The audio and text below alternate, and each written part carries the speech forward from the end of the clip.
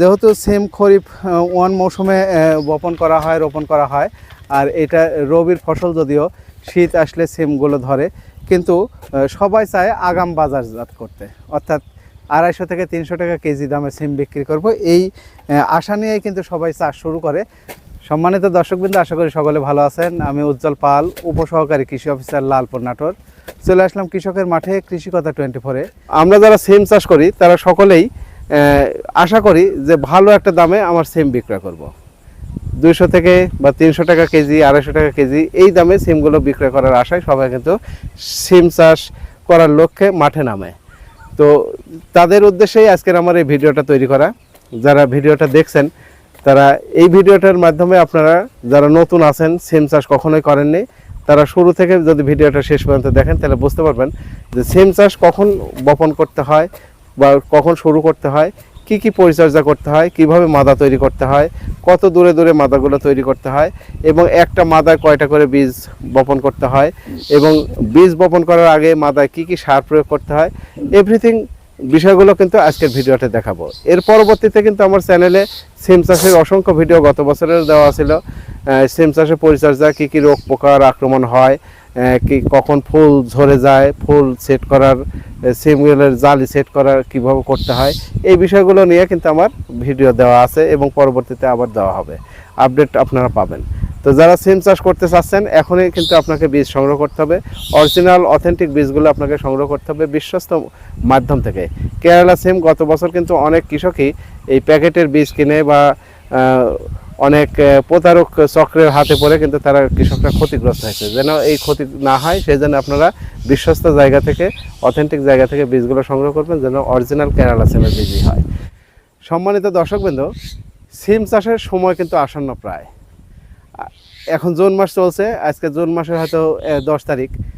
তো জুন মাসের মাঝামাঝি বা জুন মাসের শেষের দিকে কিন্তু শুরু হবে এই চাষটা, আর এটা চলবে আগামী 2 মাস পর্যন্ত।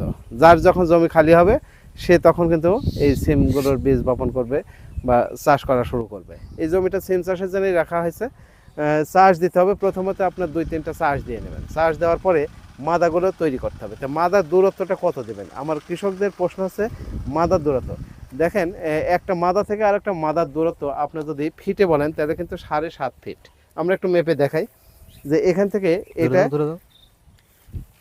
এটা হবে হচ্ছে 7.5 ফিট। দেখেন এই যে 7.5 ফিটে কিন্তু মিলে গেছে। মাদা থেকে মাদার দূরত্ব আমরা 7.5 ফিট দিলাম।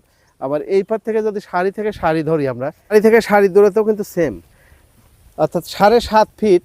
আপনার হাতের মাপে যদি বলেন তাহলে কিন্তু আপনার 5 হাত, অর্থাৎ একটা মাদা থেকে আর একটা মাদার দূরত্ব এবং একটা সারি থেকে আর একটা সারির দূরত্ব, অর্থাৎ যেটাকে কৃষকরা যদি বলেন যে স্কোয়ার হচ্ছে আপনার 5 হাত।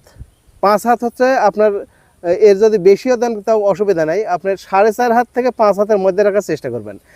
4 হাত আসলে খুব মানে ঘন হয়ে যায়, সেই ক্ষেত্রে কিন্তু আপনার গাছগুলো উপরে মাচায় কিন্তু জায়গা পায় না। আর মাদার উচ্চতা যেটা, সেটা কিন্তু আপনাকে জমির পানি কতটুকু হয় বর্ষায়, বিগত 2-3 বছরে কতটুকু পানি আপনার বেঁধেছে, তারপর ভিত্তি করে কিন্তু আপনার মাদার উচ্চতাটা দেবে। এই জমিতে যেহেতু পানি বাঁধে না, তাহলে আমরা এই মাদাটা বেশি উচ্চতা করি নাই, কারণ এখানে মোটামুটি আমরা 5 থেকে 6 ইঞ্চি মতো উচ্চতা করে দিয়েছি। এই উচ্চতায় কিন্তু আপনার মাদাগুলো করতে হবে। যেখানে পানি ধরেন এই পর্যন্ত যদি পানি এসে যায়, বর্ষায় পানি বেঁধে যায়, তাহলে কিন্তু মাদাগুলো তারও উপরে থাকবে, অর্থাৎ সিম গাছের গোড়ায় যেন কখনো পানি না বাঁধে। এই জিনিসটা খেয়াল রেখে আপনার মাদার উচ্চতাটা নির্ধারণ করবেন। এর কোনো সুনির্দিষ্ট কোনো মাপ নাই যে এত উচ্চতায় করতে হবে। তবে মাদা থেকে মাদার দূরত্ব এবং সারি থেকে সারির দূরত্ব যেটা, সেটা কিন্তু স্কোয়ার আপনারা যদি হাতের মাপে ধরেন তাহলে কিন্তু আপনাকে দিতে হবে হচ্ছে 5 হাত, আর যদি ফিটে করেন তাহলে 7.5 ফিট। আর এই মাদায় কি দিয়ে বীজ বপন করবেন, এটা আপনাদের অনেক কৃষকদেরই প্রশ্ন, যে মাদায় বীজ বপন করার সময় কি বীজটা ভিজিয়ে রাখবো না সরাসরি বীজ বপন করব। অনেকে যদি কোকোপিটে চারা বা আপনার যদি ট্রেতে চারা তৈরি করেন তাহলে তার ভিন্ন ব্যাপার, আপনার ওইগুলো চারা তৈরি করেন। আর যারা সরাসরি বীজ বপন করতে চান তাদের উদ্দেশ্যে আমি বলবো যে এই যে মাটি, এই মাটিটাতে আপনাকে শোধন করার জন্য টাইকস্ট, অর্থাৎ টাইকোডার্মা গ্রুপের যে জৈব ছত্রনাশক রয়েছে, টাইকস্ট হেকেম কোম্পানির, এটা কিন্তু প্রতি মাদায় হয়তো 5 থেকে 10 গ্রাম হারে আপনি দিয়ে দেবেন। 4 চামচের 1 চামচ 2 চামচ করে দিয়ে দেবেন। এর সাথে দানাদার কীটনাশক যেটা, সেটা অবশ্যই আপনাকে দিতে হবে, কারণ দানাদারটা না দিলে কি হয়, আপনার নিমাটোডের আক্রমণ পরবর্তীতে যদি শিকড়ে গিট হয়ে যায় বা শিকড়ে গুটি হয়ে যায় বা অনেকে বলে আলু নামা, এগুলো যদি হয় তাহলে কিন্তু আপনার গাছ পরবর্তীতে লিকলিকে হয়, যতই সার দেন গাছে কিন্তু সারটা ধরেও না, বা ওইভাবে গাছটা কিন্তু আপনার খাবার গ্রহণ করতে পারে না, গাছ লিকলিকে হয়ে যায়। তো শুরুতে কিন্তু আপনাকে দানাদারটা অবশ্যই দিতে হবে। দানাদারের মধ্যে আপনি রাগবি দিতে পারেন, এছাড়া ফিপ্রনিল গ্রুপের আপনার গুলি দিতে পারেন, আরও যেগুলো আপনার এলাকায় যেটা পাওয়া যায় সেই দানাদারটা অবশ্যই আপনি দিয়ে দেবেন। আর প্রত্যেকটা মাদায় 3টা থেকে 4টা করে বীজ দেবেন। যদি দেখেন যে সুস্থ সবলভাবে সবগুলো গাছ বেড়ে উঠছে, তাহলে 2টা গাছ রেখে পরবর্তীতে যখন মাচায় উঠবে তখন 2টা গাছ কেটে দিলেন। প্রথমে 4টা করে বীজ দিয়ে দেন, আর আপনার এইভাবে আপনার বীজগুলো রোপণ করে দেন। বীজ কোনো ভেজানোর দরকার নেই, কারণ বীজ ভেজালে অনেক সময় বীজ পচে যায়। আর মাটিতে পর্যাপ্ত রস আছে। এখানে কিন্তু আপনার রাসায়নিক সার যদি আপনি বলেন যে কী কী সার দেব, তাহলে আমি বলবো যে জৈব সার হয়তো প্রত্যেক মাদায় 1 কেজি করে জৈব সার ভার্মি কম্পোস্টটা দিয়ে দিলেন।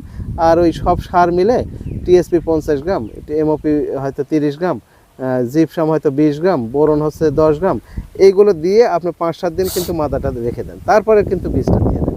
তাহলে কিন্তু গাছ শুরু থেকেই খুব সুন্দরভাবে বেড়ে উঠবে। এবং কেরালা সিমের সবচেয়ে যে ফলন যেটার জন্য আপনার বাড়তি করার জন্য যে কাজটা করতে হবে সেটা হচ্ছে মাছা তৈরি। আমরা এবার দেখাবো হচ্ছে মাছা কীভাবে তৈরি করবেন। দেখেন আমরা এই মাছটা, এটা সিমেরই মাছা ছিল। সিম, কেরালা সিম যখন শেষ হয়ে গেল তখন কিন্তু ধুন্দল চাষ করেছে। দেখেন এখন জমির পরিচর্যাটাতে এটা কম হয়েছে। তো এই যে আমার মাথার উপরে যে মাছাটা দেখেন, এই মাছাটা কিন্তু আপনার ম্যান হাইট মাছা। এটাই হচ্ছে কেরালা সিমের বিশেষত্ব। এই মাছাটা কিন্তু আপনাকে করতে হবে যদি কেরালা সিমের ভালো ফলন নিতে চান।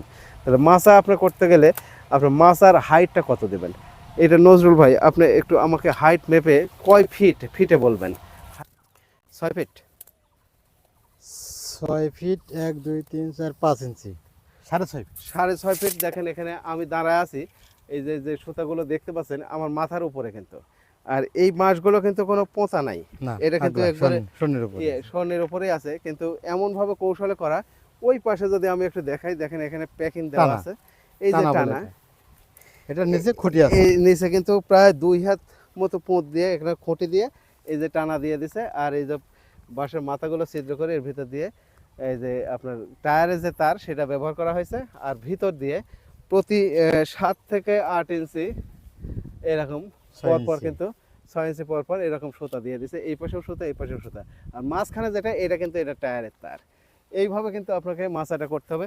দেখেন এই পাশে একটু সরু যেখানে হয়েছে সেখানে কিন্তু একটু হেলানো আছে, এখানকার উচ্চতাটা কিন্তু কম আছে। কিন্তু যখনই আপনি মিডিলে যাবেন তখন কিন্তু উচ্চতাটা আস্তে আস্তে বাড়বে।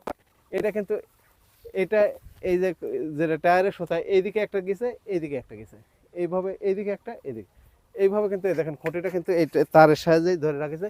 এই মাছা কিন্তু প্রচুর পরিমাণে লোড নিতে পারবে। তো এইভাবে কিন্তু আপনাকে কেরালা সিমের ভালো ফলন নিতে গেলে এইভাবে কিন্তু আপনাকে মাছাগুলো তৈরি করতে হবে। একটা খুঁটির থেকে আর একটা খুঁটির দূরত্ব কত আছে একটু দেখেন। উচ্চতা দিলেন 6.5 ফিট, আর খুঁটি থেকে খুঁটির দূরত্ব 105 ইঞ্চি। 105 ইঞ্চি, মানে এটাতে ফিটে করলে কত ফিট হবে? ফিট হচ্ছে আপনার মোটামুটি 6 ফিট। টায়ারের তার দিয়ে এগুলো, এই টায়ারের তারে জং ধরে না, না ছিঁড়ে না, সহজে ছিঁড়ে না। এখানে প্যাকিং লাগবে। যাই হোক, এইভাবে খুঁটিগুলো আপনি মেপে কেটে নিয়ে আপনি ভালো মিস্ত্রি দিয়ে যদি এরকম মাছা তৈরি করেন তাহলে একটা মাছা আপনার অনায়াসে 3 বছর পর্যন্ত চলবে। এই আপনার সিম খুঁটিগুলো কত হাত পর পর দিচ্ছেন? 5 হাত পর পর এরকম খুঁটি দিচ্ছেন না? আর মাঝে এইদিকে এইদিকে এইদিকে স্কোয়ারে 5 হাত পর পর। আচ্ছা, আর খুঁটিগুলোর উচ্চতা কত? 4.5 হাত করে এক একটা খুঁটি। আচ্ছা, 1 বিঘাতে কতগুলো খুঁটি লাগে? 300 পিস ফুল চলে আসে। এবং আরেকটা কাজ করতে হয় সেটা হচ্ছে যে শুরু থেকে আপনার পেঁয়াজ ছাড়াতে হবে। আর প্রচুর পাতা যখন হয়ে যাবে তখন কিছু পাতা আপনাকে ছেড়ে দিতে হবে। এই মোটামুটি পরিচর্যা। আর কিছু বালানাশক আপনাকে স্প্রে করতে হবে, যেটা শুরুর দিকে যদি গোড়ায় পচন লাগে তাহলে আপনার ট্রাইকস্টের সাথে কার্বেন্ডাজিম দিয়ে দেন। আর আপনি তো দানাদার দিয়েই লাগাচ্ছেন। তার পরবর্তীতে যখন আপনার ডগা ফল ছিদ্রকারী পোকার যখন আক্রমণ হবে তখন আপনার বিভিন্ন ধরনের লিভা আছে, আপনার হচ্ছে রিমলি আছে, আপনার এনসিপিও আছে, যে কোনো একটা বিষ আপনি কিন্তু পর্যায়ক্রমে শিডিউল অনুযায়ী যদি স্প্রে করা যায় তাহলে কিন্তু আপনি সেখান থেকে খুবই ভালো ভালো ফলন পাবেন। এবং আগাম যারা করবেন তারা আগাম বাজারজাত করে কিন্তু আপনার 1 বিঘা জমি থেকে প্রায় 2-3 লক্ষ টাকা পর্যন্ত আপনার লাভ করা সম্ভব এই কেরালা সিম চাষ করে।